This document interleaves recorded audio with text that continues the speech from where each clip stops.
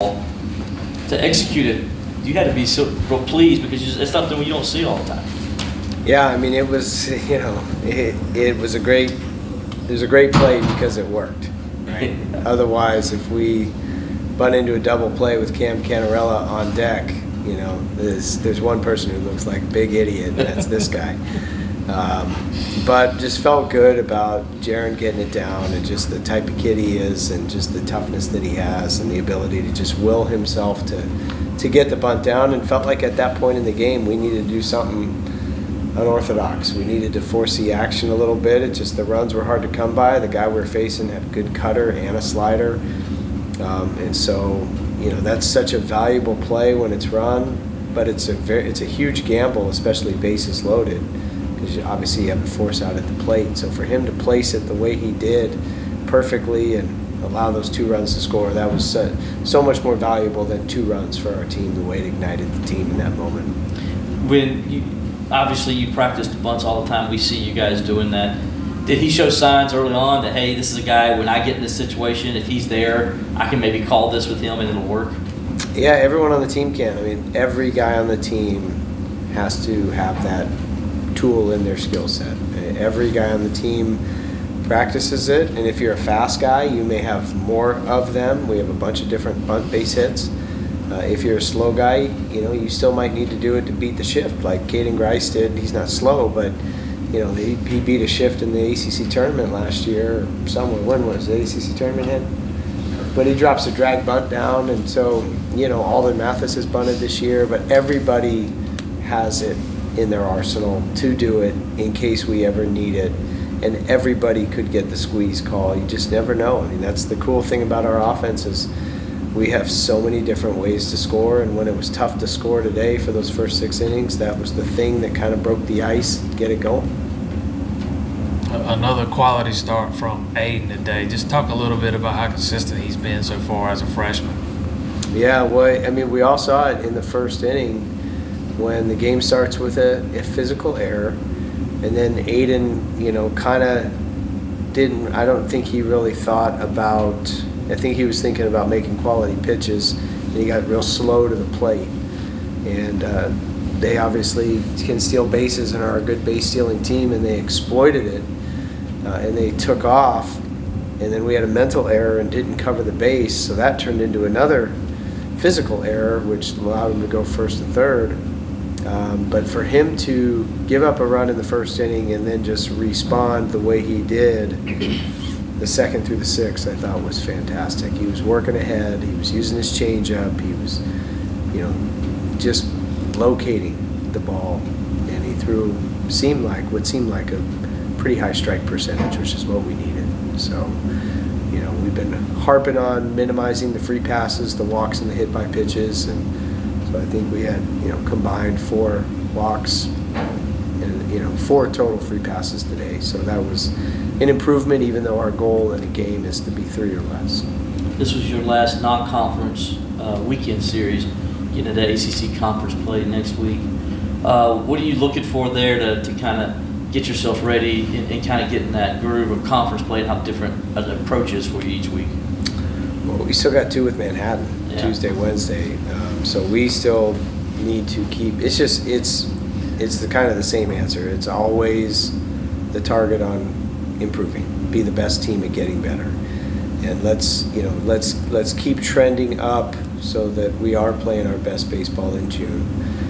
We know the conference is kind of this like artificial reset, but for us, it's we know that counts separately in a different standings, but for us, it's the goal is always going to be on how we play. So fast forward to Duke next weekend. They're an elite team. They got a first rounder on Friday night, closer that's an All-American, and a lineup that hits a home run every time they come to the plate. So we know that they're very dangerous, but we can't overlook Manhattan and start talking about Duke. But this is going to be a tough week. It's going to be a tough week for a lot of reasons. But it'll be our first double midweek, with one catcher, and Jimmy's. I don't think we're going to catch them both games, so we'll have to figure all that out this week and figure out how to how to be ready to go against Manhattan and put ourselves in a position to keep playing well, knowing that we're also, have a weekend series to get ready for in conference play. I was going to ask you about that. How much longer before you know about, getting Gerald back? As early as Wednesday, but probably not. If you saw him and he hit today and he did all the pregame stuff today, and he's wearing the big, looks like a football mask. So he's good. Swelling's down. He looks good, feels good, taking swings. So it'll be a progression now to get him back. So it's not long. I mean, it's if he's not in there this week, he'll be in there next week for sure. You guys have shown a propensity for being able to play from behind or come from behind. How much is that going to benefit you as you get into conference play? It's just a belief system that to know that we're never out of the fight.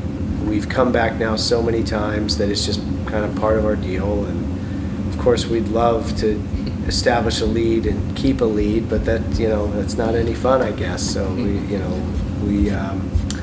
but it's good for us because we know the ACC is going to be a dogfight. It always is, and everybody's awesome. And if you don't play well, you're going to get beat. And the conference is loaded again this year. It's the #1 RPI conference from the last thing I saw. So it's going to be a battle, and luckily for us, we're battle tested already. We have played a tough schedule, tough strength of schedule. Good teams, so that's going to be a huge benefit. We may see some players and some stuff, some pitching, more consistently each weekend now that closely mirrors what we saw the South Carolina weekend. But we also have seen some really good stuff from some of these pitchers, from Xavier to Kennesaw State. I mean, geez, they just look at what some of these teams have done. I mean, Xavier beat LSU today. Kennesaw State just took 2 out of 3 from Kentucky, and obviously these guys gave us everything we can handle today. So, yeah, we feel good about it. Feel to answer your question, yeah, battle tested and give us some confidence having a belief system. If inevitably when we are playing from a deficit, we've been there many times. I know Billy probably get one of the starts this week, midweek. Who would be your other candidates to be in that midweek starter role? Probably be a whole staff kind of thing. So Billy will start probably Tuesday. I'll have to get with Coach Bellinger, but yeah, Billy will start Tuesday or Wednesday, and then the other one will be give a bunch of guys work.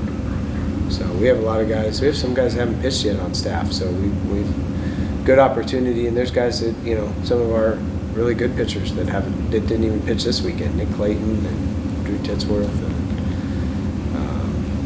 somebody else. But so we got a lot of guys to get some work in for sure. Just a day off for Nolan today, or did he maybe get banged up yesterday? No, he hurt his thumb doing something off the field, but hopefully get him back. He'll be all right. All right, thank you, Coach. All right. Thanks, Coach.